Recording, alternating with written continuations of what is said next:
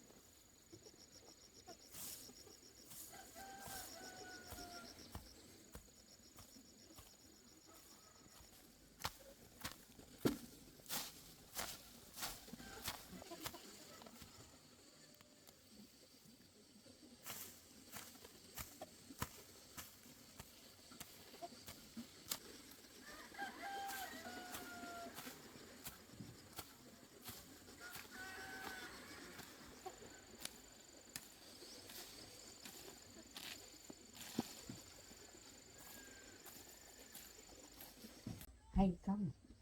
Đánh em bé đi. Đánh em bé đi. Đánh chưa? Thế cố cho đánh rồi. Đánh nữa đi.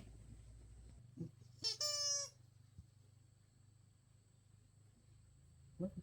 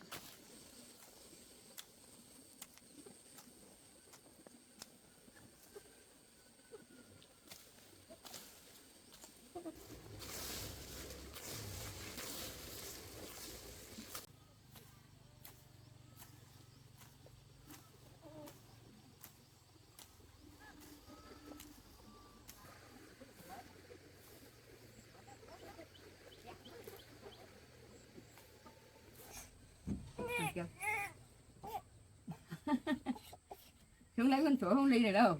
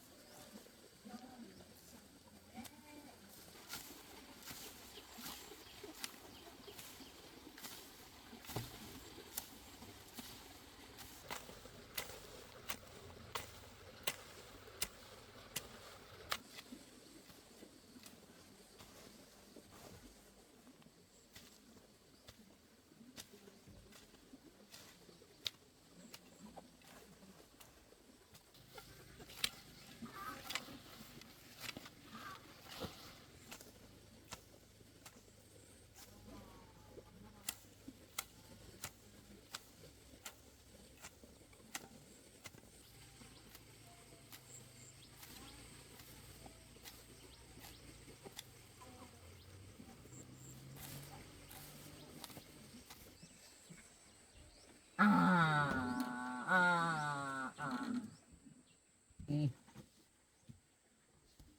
Nắng sớm mai đẹp đẹp mừng nắng lắm thôi. Nắng nắng đi mở cửa ra đi, mở cửa ra, mở cửa ra đón không khí tươi trong mát lành, mở cửa ra, mở cửa ra kia tưng bừng ánh sáng chiếu vào. Không khí ơi, ánh sáng ơi, vào với ta là vào với ta, cho thân thể em được khỏe mạnh. Thật đáng yêu là thật đáng yêu. Đưa đây này. Này.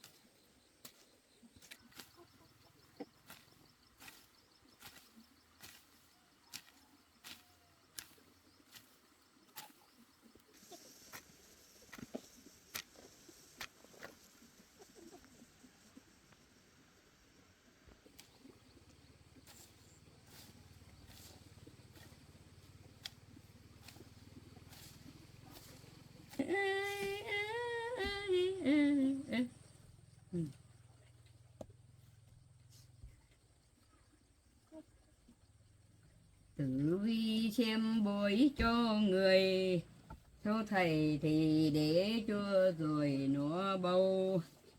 Cô đàn ông, số cô của vợ của chồng, sinh con đầu lòng chẳng gái thì trai. Sống thín để riêng cho thầy, đơm sôi thì đơm cho đầy, đơm mà vơi đĩa thì thầy mất thiêng. Ken két đi. Ôi ôi ôi ôi ôi. Ken kẹt người kia. Ngoài đây. Ôi trời, ngã không? Không bỏ chân ra kia tí nữa. Chưa xuống kia mắc không? Mắc không?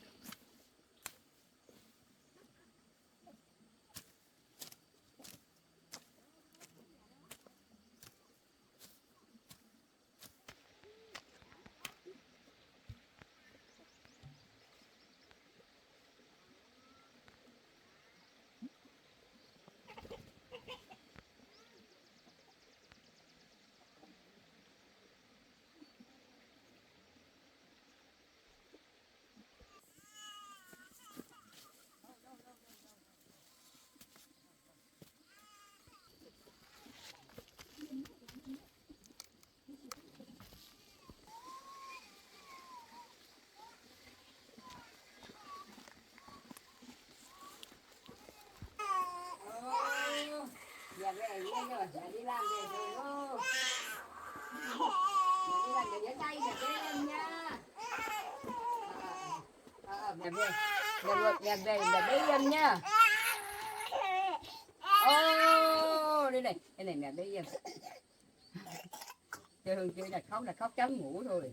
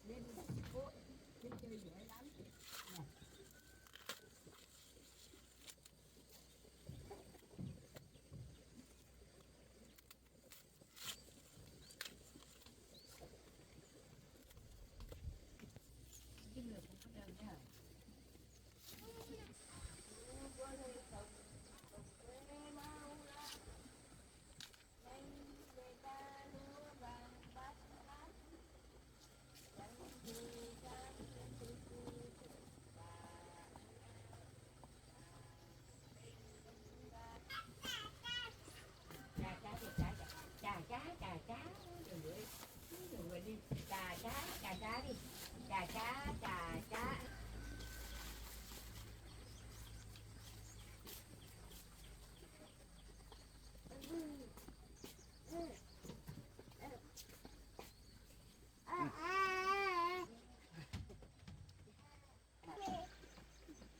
Cháu đi gánh hàng là cẩn thận nha, nhớ về sớm nha.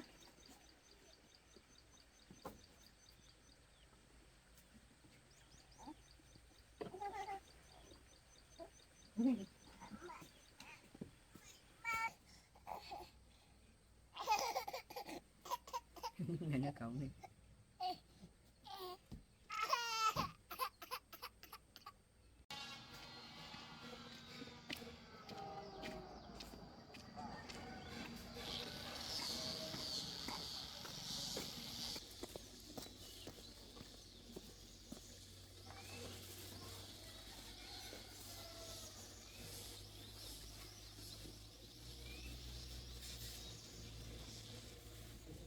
Đi với Ngô à? Bao nhiêu? 200.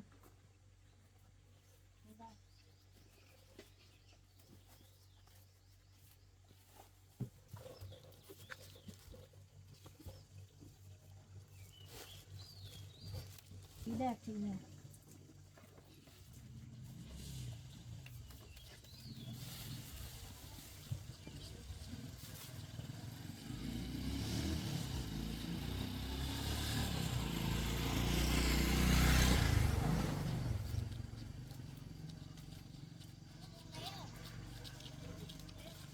Thế à?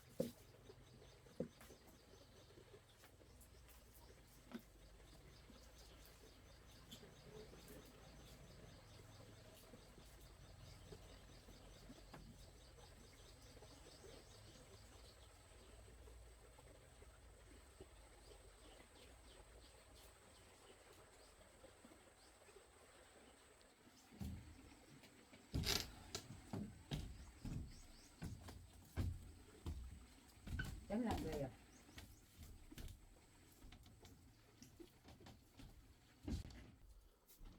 Sao cháu hôm nay đi làm thì trông mình thắt thế, cháu mệt à?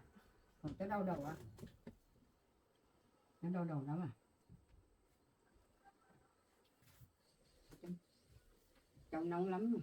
Cháu bị say nắng này. Mà cháu đi sang giường kia nữa.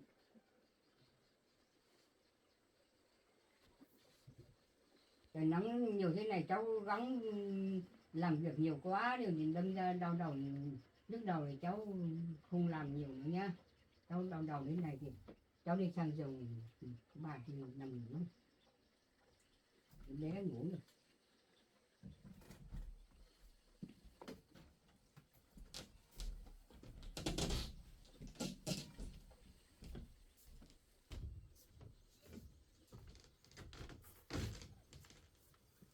Lúc nào cũng nghỉ đi. Đầu cháu nóng lắm không? Chân cháu lạnh nữa, chân tay cháu lạnh, cái đầu cháu nóng lắm. Cháu bị cảm đi, cảm nắng đấy. Cháu đừng gắng nằm đây để bà đi vào cháu bảo về xem nhé.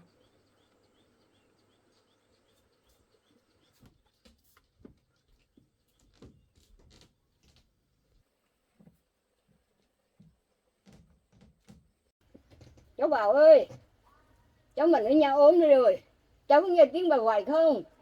Cháu về xem cháu Bảo, cháu Mận đi, cháu Mận ốm nặng rồi. Cháu có nghe thấy không?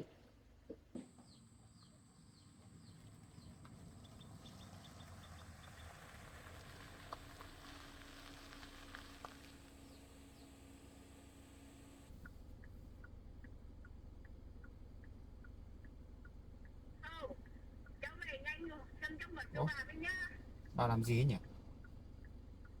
Có chuyện gì đấy bà ơi? Có chuyện gì đấy? Ở nhà có chuyện gì à?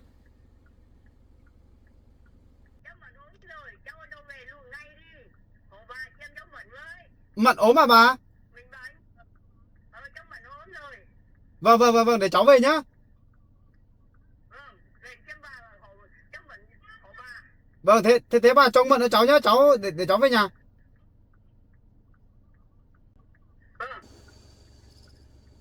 Không được. Mận bị ốm rồi. Chắc mình phải về luôn rồi. Về luôn.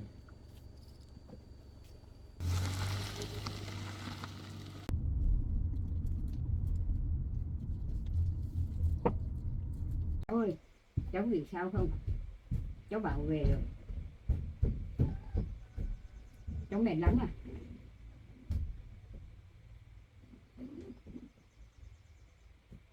Cháu cố gắng lên, cháu bảo sắp về rồi. Chắc là cháu làm việc nhiều quá rồi, hôm nay nắng nữa cháu làm nó bị say nắng đấy. Cháu không đi làm nhiều nữa nhá. Bà cũng lo lắm. Còn cháu nữa.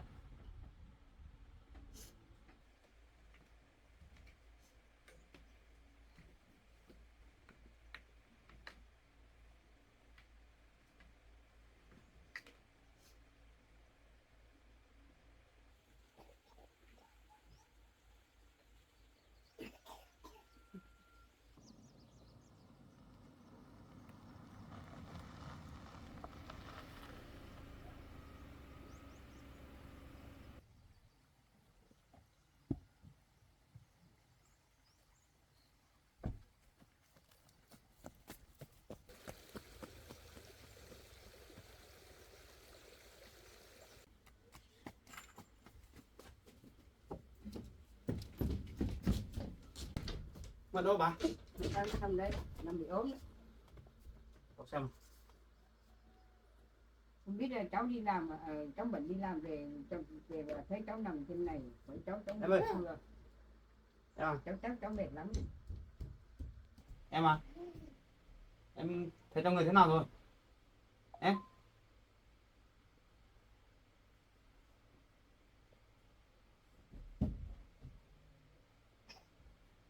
Cháu đi làm được nằm trên giường. Không biết em Mận có hay bị tăng hay là tụt huyết áp không nhỉ? Bà trông Mận lên tí nhá, để cháu đi lấy cái bộ đo huyết áp. Bà trông Mận tí nhá. cháu bộ đo huyết áp cháu để trên xe.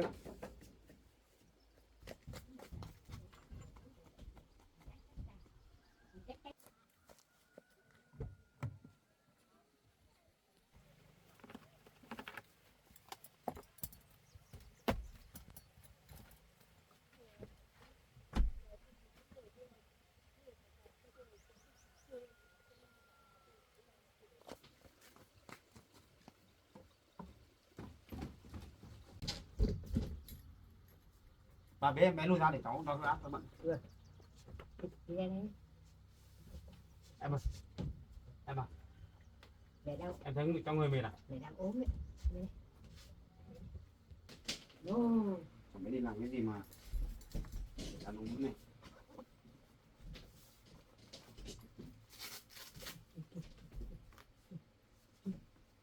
Em ơi.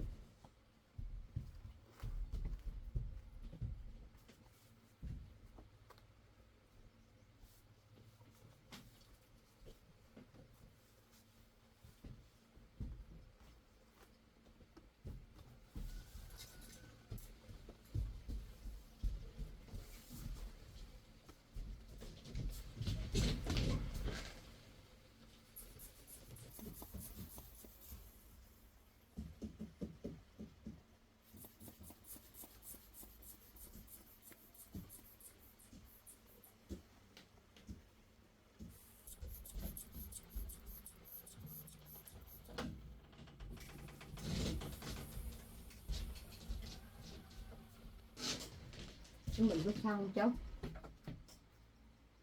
Mận bị tụt huyết áp rồi bà. Rồi.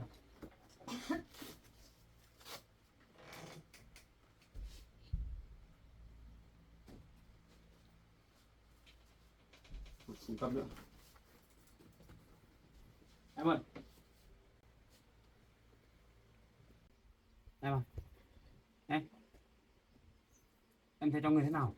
Có nhức đầu không? Có choáng gì không? Choáng à? Sao? Đói cơm không? Uống nước à? Thì chờ anh tí nhá.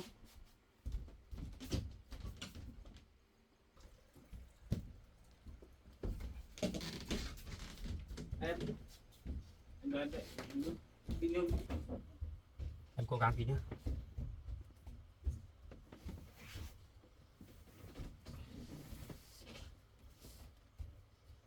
Uống ít nước đi.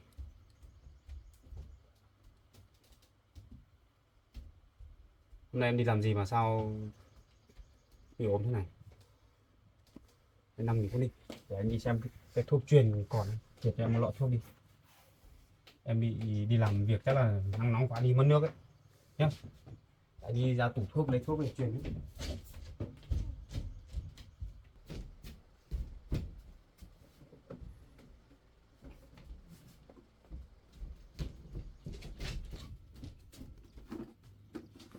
Thuốc không đã. Mày thế.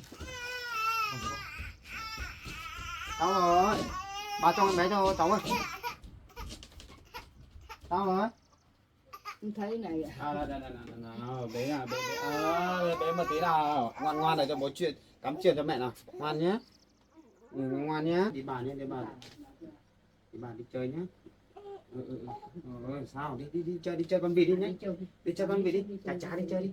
Đi chơi cho bố truyền cho mẹ nhé. Bà bế ra ngoài để đùa em bé nhé. Ờ. Bận. Bà bế ra ngoài đi đùa đi.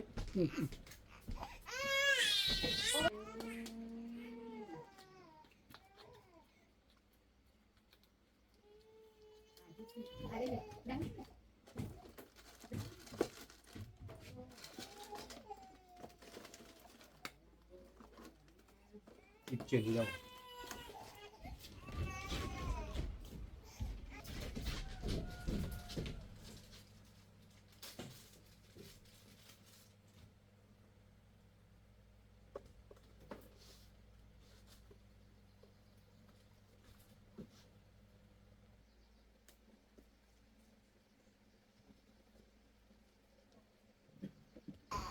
Bà trông bé một tí nhá.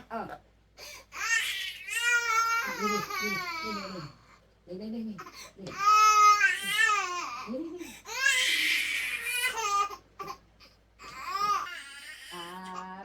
Còn khóc quá. Đừng khóc quá rồi. Em Rồi. chỉ có tiếng cố gắng để anh với con gì. Nào bố bế nào. Được rồi. Sao. Có người ra người một chút. Em ơi. Em cho con pin đi. Nằm ở bên trong đi. Họ muốn ngủ mà. Cho con nằm sang bên kia đi. Để ai sang này thôi. Có con nhỏ nó vất quá. Được chưa? Cái tay không?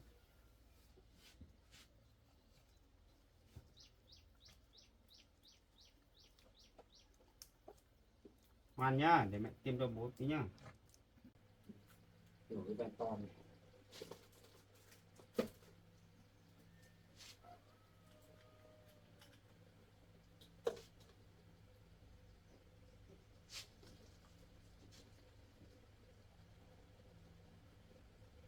Em đi làm mệt nắng nóng em phải nghỉ chứ. Sao cố làm gì?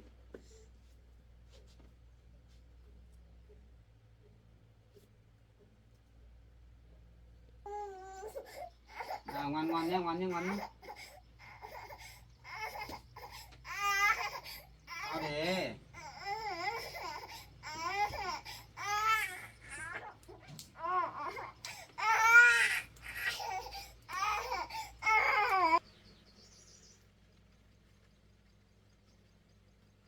Chị có đi nhá.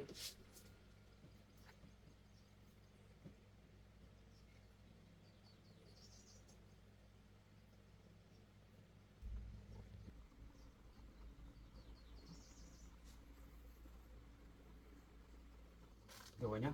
Em nằm im đi nhá. Lúc nữa là khỏe đó. May còn có camera để cho bà gọi cho anh về đấy. Không thì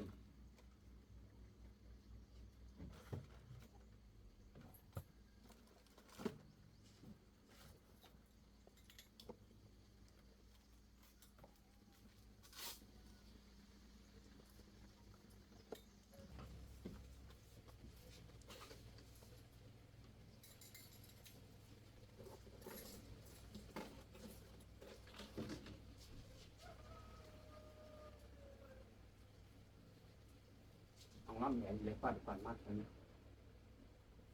Có đói không? Xong rồi đi làm dưới trời nắng này nhé. Ngáp tủ đấy nhé. Ngoan nhá. Làm điều đấy mẹ nhé, để mẹ chuyển thôi nhá. Đây để quạt cho em nhé.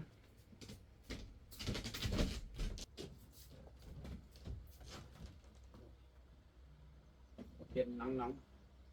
Và tí cho em mát.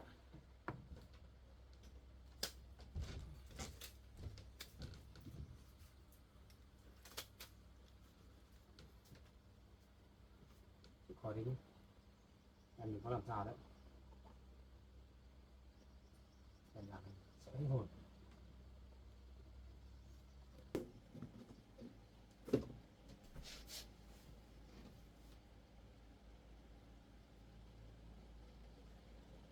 Chỉ có một tí nhé. Thở lỏng tay ra. Có đói không? Anh nấu ít cháo cho em ăn nhé. Bà ơi. Dạ. Bà ra đây trông bận cho cháu này, để cháu đi nấu ít cháo.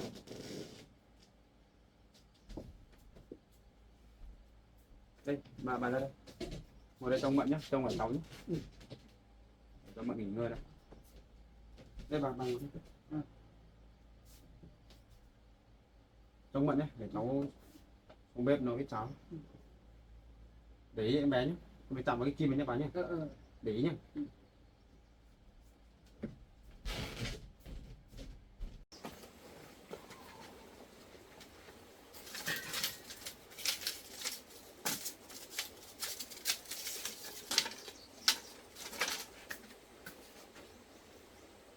Bà ơi, em bật lửa đâu rồi?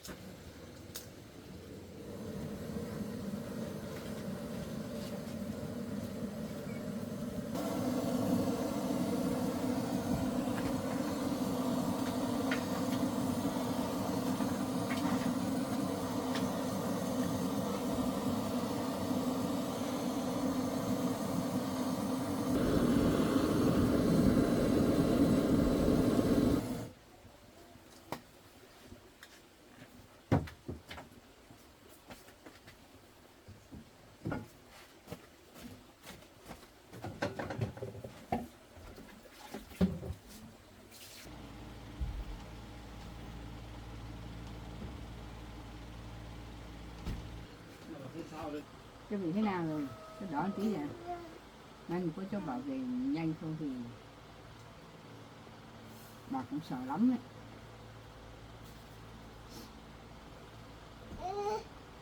Thì không kia không nhiễu mẹ nhá. Mẹ đây này, đang điêu này. Sợ không? Đây. Đây đây. Kìa. Sợ lắm.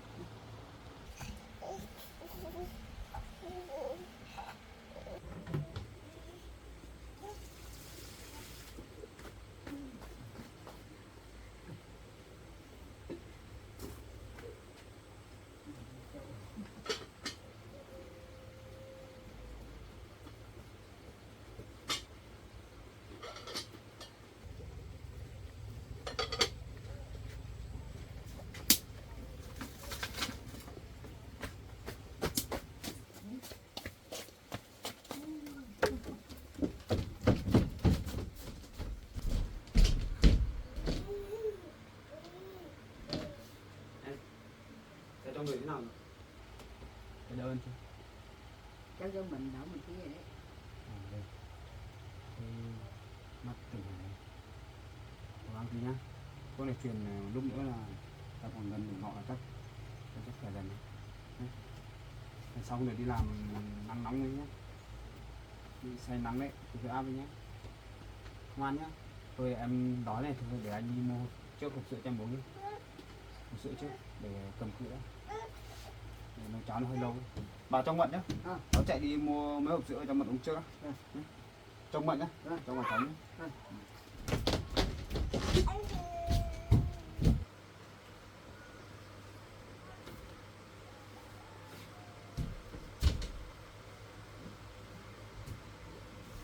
Cháu đỡ một tí, cháu nằm đây và đi xuống bếp và xem với một cháu nữa nha.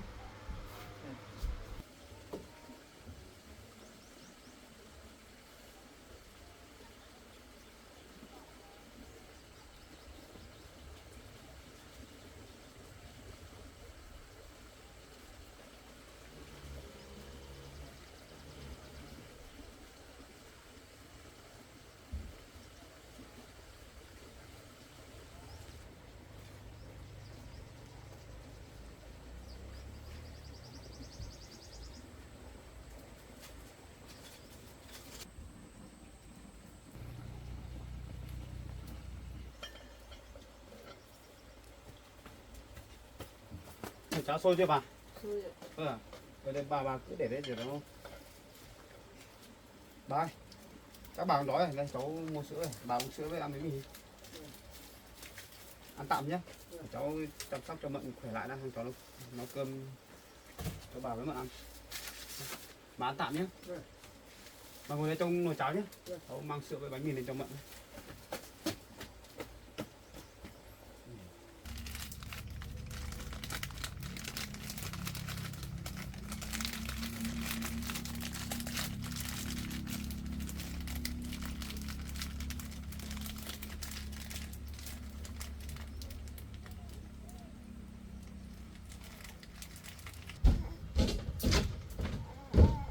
Đấy, rồi gì đây? Vô bế nào.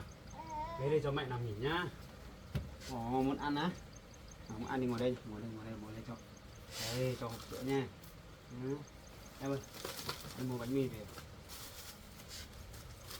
Em bóc cho em hộp sữa nhá. Em tặng hộp sữa cho khỏe đã. Nhanh xong hết rồi. Cái lọ này xong là chuyển thêm một lọ nhé.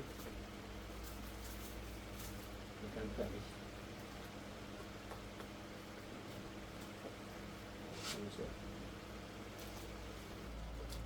Uống hết rồi, uống thêm anh cho thêm một hộp nữa. Không nghỉ nhá, phải để cho mẹ uống nhá. Con muốn uống á? Bánh mì. Đây, bánh mì nhá. Ăn đi. Ăn này cho mẹ ăn nhé. Em ăn bánh mì. Ở đây con son.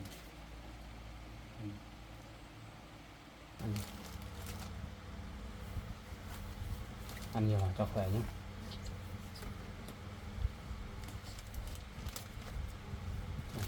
Em cầm được, cầm ăn, để anh cầm bế con, cái con ngã đấy.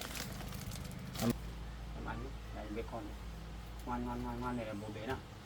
Ê, một cho mẹ nghỉ ngơi nhá, không được hơi nhá. Còn sữa nhiều lắm, em cứ ăn uống nhiều. Hư nhỉ, máy hư thật đấy nhỉ.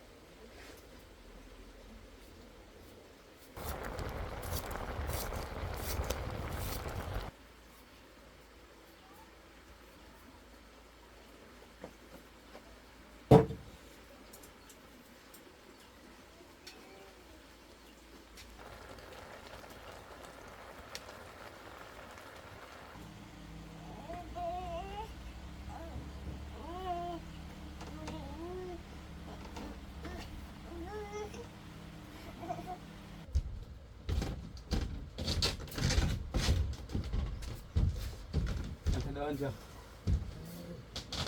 Anh nói cháo chín đấy. Còn một tí nữa. Anh bón cháo cho em ăn nhé. Cháo này anh nấu ngon lắm. Anh cho một lát gừng vào. Gừng thì tốt cho sức khỏe. Em đang bị tụt huyết áp này. Đấy gừng vào ăn để nó ấm. Nó tăng.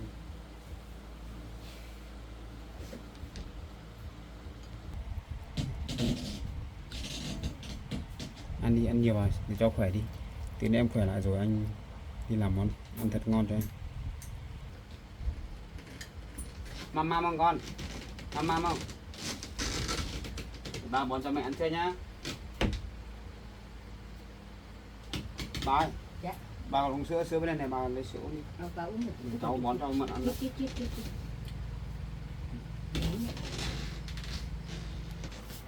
Lần sau ấy em đi làm nhé. Ở trong người không được khỏe thì em đừng đi làm nhé. Ở nhà đi. Không khỏe thì bảo anh. Anh còn biết. Không chứ để trường hợp như hôm nay là không được đâu. Nhớ chưa? Mầm Ăn nhiều. Ăn. Hơi nóng một tí. Ăn một kia lại nhá, ăn tạm rồi nhá. đòi mầm. Ăn đi này. Măm. Giỏi quá nhỉ. Giỏi quá. Bón luôn cho hai mẹ con. Măm ngồi dậy nào, măm nhé. Nhanh. Đi bà bế đi. Để bố bón cơm cho mẹ. Đi bà bế đi. Bà bế là để cho bà bế để cháu bón cho. Măm nhé. Đây này. Nhiều lắm. Măm. Giỏi quá nhỉ. Nhiều quá. Bà ngồi lên đây bế. Bón cháo cho Mận đi. Để cháu bế cho. Bế nhiều quá. Thuốc cũng xong hết rồi. Chuẩn bị đổ chai mới đấy. Ngoan nhá.